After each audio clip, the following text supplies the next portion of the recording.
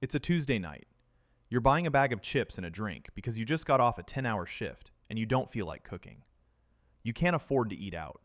You haven't been able to afford to eat out in months. Your rent went up again in January. Your car needs new brakes, but new brakes cost $400, so you just press harder and hope. You have $263 in your checking account. It's the 19th of the month. You do the math every time you buy something. The chips are $4.29. The drink is $2.19. You can afford that. Barely. The lottery is at $400 million. You don't usually play. You tell yourself it's a tax on people who are bad at math. But tonight, you feel something. Not hope. Something more desperate than hope. The feeling you get when you're drowning and someone throws a rope that's clearly too short, but you reach for it anyway. You hand the cashier $2 you shouldn't be spending and say, "Give me a quick pick." She prints the ticket without looking at you. Nobody in this gas station looks at you. You are invisible in the way that broke people are invisible. You fold the ticket into your wallet between a gas receipt and an old gift card that probably has nothing on it. You forget about it. You go home to an apartment with a leak in the ceiling that your landlord won't fix. You eat your chips on the couch while watching a show you've already seen twice because you canceled every streaming service except one. You fall asleep with the TV on. The ticket sits in your wallet on the kitchen counter all night. It doesn't know what it is yet. Neither do you. 2 days later, you're sitting on your couch, scrolling your phone, and you see the numbers. You look at your ticket. You look at the phone. You look at the ticket again. Your hands are shaking. Your vision narrows to a small tunnel, and at the end of that tunnel are 6 numbers that match. All 6. You don't scream. You don't jump. You sit very still for a long time. Your brain is doing something it has never done before. It is trying to process a number so large that it has no framework for it. $412 million. Before taxes. You say the number out loud, and it sounds fake. It sounds like something from a movie. You are holding a piece of paper worth more than you would have earned in 10,000 years at your current job. You don't sleep that night. You lie in bed, staring at the ceiling, running calculations you're not qualified to run. You hide the ticket in a book on your shelf. Then you move it to a Ziploc bag in your freezer. Then you take it out and put it in your glove box. Then you bring it back inside. You are terrified of losing a piece of paper. You have never been terrified of losing a piece of paper before. The next morning, you call in sick to work. You Google what to do when you win the lottery. The first result says, get a lawyer before you do anything else. The second result says, don't tell anyone. The third result is a list of lottery winners who went broke, got murdered, or killed themselves. You close the browser. You sit in your kitchen. You are a millionaire who is afraid to leave the house. Level 2. The Claimant. You need a lawyer. Not your cousin who does real estate closings. Not the guy from the billboard on the highway. You need a specific kind of attorney. One who handles high net worth estates, trusts, and asset protection. You find one in the city. His office is on the 22nd floor of a building you've never been inside. He charges $600 an hour. 2 weeks ago, that number would have made you dizzy. Now, it's meaningless. You sign a retainer, and he starts talking about things you've never heard of. Revocable trusts, irrevocable trusts, LLC structures, blind trusts, charitable remainder trusts, family limited partnerships. He draws diagrams on a whiteboard, and you nod like you understand. You understand about 30% of it. The part you understand is this. If you walk into the lottery office as yourself, your life is over. Your name becomes public record in most states. Reporters will show up at your house. Strangers will show up at your house. People you haven't spoken to in 15 years will show up at your house. Your attorney sets up a trust. The trust claims the prize. Your name stays out of the headlines, at least for now. You go to the Lottery Commission office with your attorney. The building is underwhelming. Drop ceiling tiles and government carpet. A woman behind a desk scans your ticket, and her expression doesn't change. She's seen this before. You fill out paperwork for 2 hours. You choose the lump sum. Everyone chooses the lump sum. $412 million becomes $206 million after the lump sum discount. Then federal taxes take 37%. State taxes take another 6% to 8%, depending on where you live. Your $412 million is now roughly $118 million. Your attorney told you this would happen. It still feels like being robbed. You are angry about losing $294 million that you had for approximately 72 hours. You have become the kind of person who is upset about only having $118 million. That transformation took less than a week. Level 3. The target. The money hits your account. You see the number on a screen and it doesn't look real. It looks like a typo. It looks like someone accidentally added too many zeros. But it's there. And now everyone knows. You told 3 people: your mother, your brother, and your best friend. You told them not to tell anyone. Your mother told her sister. Her sister told her church group. Your brother told his wife. His wife posted something vague on social media about blessings and abundance that might as well have been a press release. Your best friend told no one. You will remember that. Your phone starts ringing. Numbers you don't recognize. People you haven't heard from since high school. A cousin you met once at a funeral. Your ex from 7 years ago.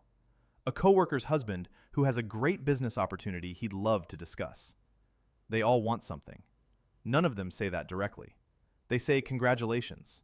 They say, I'm so happy for you. They say, you deserve this. Then they pause and wait for you to offer. Some of them don't wait. Some of them just ask. Can you pay off my student loans? Can you help with my mom's medical bills? Can you invest in my restaurant? The requests are endless. Some of them are heartbreaking. Some of them are shameless. All of them come with the unspoken assumption that you now owe the world something because the world gave you something. You start screening your calls. You change your number.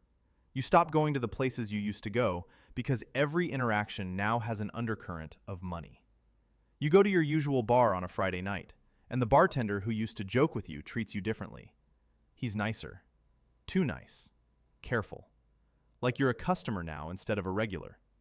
The guys at the pool table look at you, and you can see the math happening behind their eyes. You leave early, and you don't go back. The mail gets worse. Handwritten letters from strangers telling you their stories. A woman in another state says her son needs a kidney transplant, and insurance won't cover it. A man writes 4 pages about how he lost his house in a fire and just needs $30,000 to start over. A church you've never attended sends a brochure about their building fund with a handwritten note that says, God put you in a position to help.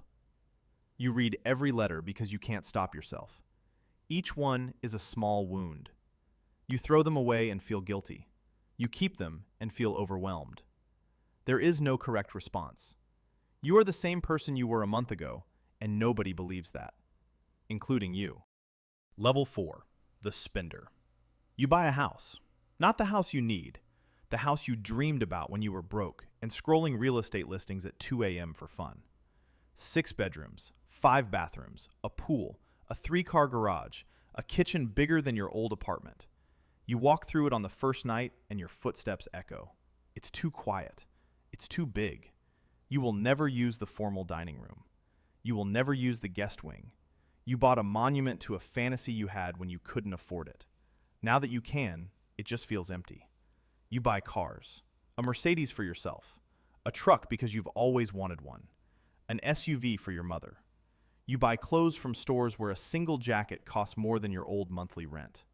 You buy watches, electronics, furniture, art you don't understand but someone told you was a good investment. You fly first class for the first time. The seat reclines into a bed. The flight attendant calls you by name. You eat steak at 35,000 feet and drink champagne that costs more per bottle than your old car payment. You land and a black car is waiting for you. You stay in hotels that charge $800 a night for the regular room and $3,000 for the suite. You get the suite. You eat at restaurants where the menu doesn't list prices because the kind of people who eat there don't ask. The spending feels earned. You spent 15 years working jobs that broke your body and bored your mind. You earned the right to live like this. That's what you tell yourself. The problem is that earned spending and compulsive spending feel exactly the same. The dopamine hit from buying a $200,000 car lasts about 3 days. Then it's just a car. Then you want the next thing. Each purchase gives you less than the one before, but costs the same or more. You are chasing a feeling that the money promised, but can't deliver. You are spending money at a rate that feels sustainable because the number in your account is so large that your brain can't process it shrinking. A $200,000 car feels like nothing against $118 million. A $50,000 weekend feels like pocket change. But the math is working against you in ways you don't see yet. Financial advisors will later explain a concept called lifestyle inflation. It means your spending expands to match your wealth and then exceeds it. You're not there yet, but the trajectory is set. Level 5, the investor. Your attorney introduces you to a wealth management firm. These are people who manage money for a living. They wear expensive suits and talk about portfolios and diversification and risk-adjusted returns. They show you charts. They recommend a mix of index funds, bonds, real estate, and alternative investments. They tell you that if you invest conservatively and spend modestly, your $118 million will generate $4 to $5 million a year in passive income. Forever. You will never need to work again. Your children will never need to work. Your grandchildren will never need to work. You listen. You nod. You invest some of it the way they recommend. But then your brother-in-law pitches you a restaurant. Your college roommate wants you to fund his tech startup. A guy you met at a party says he's developing beachfront property in Costa Rica, and the returns are incredible. You invest in all of them. You invest because saying yes is easier than saying no. You invest because being the guy who funds things makes you feel important in a way that just having money doesn't. The restaurant closes in 14 months. The tech startup never launches a product. The Costa Rica deal turns out to be a borderline scam. You lose $3.2 million on investments that a professional would have dismissed in 5 minutes. Your wealth managers warned you. You didn't listen. You thought having money meant you understood money. Those are two completely different things. You learn this lesson the way most lottery winners learn it. Slowly, expensively, and too late to matter. Level 6, the Philanthropist. You start giving. At first it feels good. You pay off your mother's house. You set up a college fund for your nieces and nephews. You donate to the children's hospital in your hometown. You write checks to charities whose missions you believe in.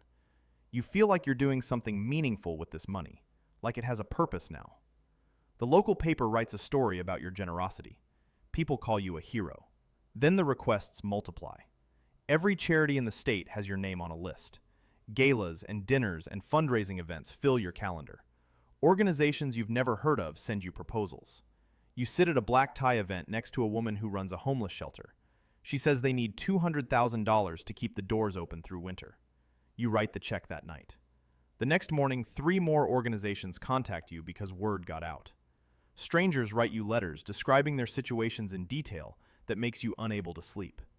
A single mother with cancer, a veteran who lost his house, a teenager who needs surgery his family can't afford. Every story is real. Every need is genuine, and you can help. That's the part that breaks you. You can actually help. So you do. You help until the joy of giving is replaced by the guilt of not giving enough. You help until you realize something that no one tells you. No amount of money can fix the amount of suffering that exists in the world. Trying will drain you emotionally long before it drains you financially. You hire a foundation director to manage the giving. You create a process. Applications, reviews, decisions made by committee. It's more efficient. It's also cold. You went from writing personal checks to running a bureaucracy. Level 7, the isolated. 3 years have passed since you won. You live in a house behind a gate. You drive cars that separate you from the world behind tinted glass. You eat at private clubs where membership costs more than most people's salaries. Your social circle has contracted to a small group of people who either have money themselves or who are paid to be around you. Your financial advisor, your attorney, your accountant, your personal assistant, your trainer. These are your daily contacts. These are the people who answer when you call. You trust them because you pay them. You're not sure you trust anyone you don't pay. Your old friends are gone. Not all at once. It happened gradually. You paid for every dinner, every trip, every bar tab. They let you because it felt awkward to split the check with a millionaire. Then it felt awkward to be around you at all. The money created a distance that neither side knew how to close. You didn't change. They didn't change. The money changed the space between you. Your brother doesn't call anymore. You gave him $500,000 to start a business, and it failed. He blames you for not giving more. He says you could have saved it if you'd invested more. You say you gave him $500,000. Both of you are right. Both of you are hurt. Neither of you will say it. You date, but it's different now. You meet someone and the first thing you wonder is whether they Googled you, whether they know about the money. You take a woman to dinner and she orders the most expensive thing on the menu. You can't tell if that's just what she wanted or if she's testing you. You go on 3 dates with someone who seems genuine. Then her roommate mentions your net worth at brunch and you realize she knew the whole time. You stop dating for a while. You tell yourself it's by choice. You start seeing a therapist. She costs $400 an hour and she's worth every penny. You sit in her office and talk about loneliness to a woman you are paying to listen. She doesn't judge you.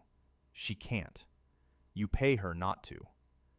You realize one day that you are surrounded by services and transactions where you used to be surrounded by relationships. Everything in your life has a price tag now, even the things that aren't supposed to. Level 8. The Paranoid. Someone tries to sue you. A man claims he slipped on your driveway during a party you hosted. He wants $2 million. The case is frivolous. Your attorney makes it go away. But it costs you $80,000 in legal fees and 6 months of stress. 2 months later, someone else sues you. A business partner from one of your failed investments claims you owed him a larger share. That case takes a year. You settle for $400,000 because going to trial would cost more. Your attorney tells you this is normal for people in your position. People with money are targets for litigation. It's an industry. There are attorneys who specialize in finding wealthy defendants and building cases that are cheaper to settle than to fight. You are now permanently on that list. You will be sued again. It's not a question of whether, it's a question of when and for how much. You install a security system. Cameras on every corner of your property, motion sensors, a reinforced front door. You hire a security consultant who walks through your house and points out vulnerabilities you never considered. Ground floor windows, the gap between the fence and the tree line, the fact that your daily routine is predictable. He recommends a full-time security guard. You hesitate. Then you hire one. You now have a stranger standing in your driveway 12 hours a day to protect you from other strangers. You receive threats. Most of them are vague. Emails from people you don't know saying they know where you live. A letter with no return address that describes your car and your morning routine. Your security consultant says most of these are harmless. Most, not all. You bought a new life with that ticket. Part of that new life is looking over your shoulder every time you walk to your car. Level 9. The Reckoning. 5 years in. You sit down with your wealth manager for the annual review. Your $118 million is now $41 million. You stare at the number. You blink. You ask him to repeat it. $41 million. You've spent $77 million in 5 years. The houses, the cars, the failed investments, the lawsuits, the gifts, the donations, the lifestyle, the taxes on the lifestyle. Your wealth manager shows you a projection. At this rate, you will be completely out of liquid assets in 4 years. You don't believe him. The number is too big to disappear. $41 million is still a fortune. People work their entire lives and never see a fraction of that. But you're not spending like someone with $41 million. You're spending like someone with $118 million. The habits are locked in. The houses have mortgages and property taxes. The cars have insurance and maintenance. The staff has salaries. The foundation has commitments. The lifestyle has a monthly cost that would bankrupt most small businesses. You try to cut. You sell the vacation house at a loss because the market turned. You let the security guard go. You cancel the personal assistant. But you can't sell the main house because you're underwater on it. You bought it at the peak and the value dropped. You owe more than it's worth. Your accountant tells you about something called a tax liability from a real estate deal 2 years ago that was structured incorrectly. You owe the IRS $2.8 million in back taxes, plus penalties, plus interest. You didn't know. You trusted the people you hired to know. They didn't know either, or they did and didn't tell you. You fire your accountant. You hire a new one. He finds more problems. The foundation was mismanaged. Funds were misallocated. There are compliance issues that could trigger an audit. Every layer you peel back reveals another layer of rot underneath. You built a financial empire on a foundation of ignorance and trust. Both are crumbling. The people around you start to leave. Not all at once. The financial advisor who managed your money takes a position at another firm. He sends a polite email. Your attorney refers you to a junior partner because your account isn't large enough to justify his hourly rate anymore. The trainer stops returning your calls. The people who were paid to be in your life are leaving because the pay is getting uncertain. Of your new life dismantle itself piece by piece. And underneath it, there's nothing. No old friends to call. No job to go back to. No skills that the market values. You haven't worked in 5 years. Your resume has a gap the size of a canyon. You are 40 years old, and you are watching $118 million turn into nothing, and you don't know how to stop it. Level 10. The Ghost. It's been 8 years since you won. The money is gone. Not mostly gone. Gone. The last of it went to the IRS, to attorneys, to settlements, to debts you accumulated trying to maintain a lifestyle that was already dead. You sold the house at a loss. You sold the cars. You sold the watches and the art and the furniture. Everything you bought with joy, you sold with desperation. The numbers on the way down hit different than the numbers on the way up. You rent an apartment now. It's smaller than the apartment you had before you won. You drive a used car with 90,000 miles on it. You work at a distribution warehouse because it was the first place that called you back. You stand on a concrete floor for 9 hours a day sorting packages. Your back hurts. Your knees hurt. You are doing the same kind of work you did before the ticket, except now you're doing it at 42 instead of 35, and your body knows the difference. Your coworkers don't know about the money. You don't tell them.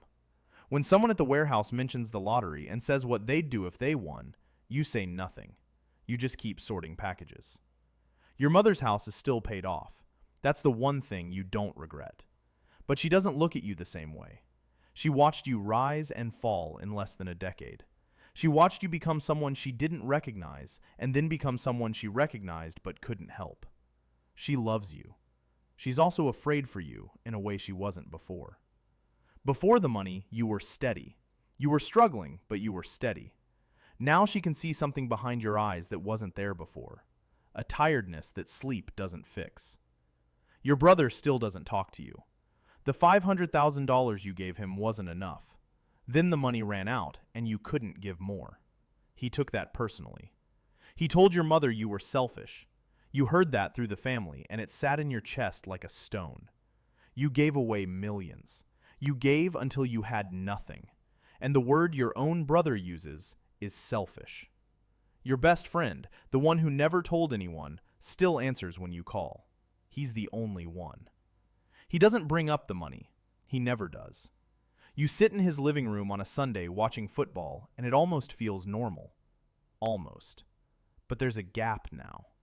He owns his home. He has a retirement account.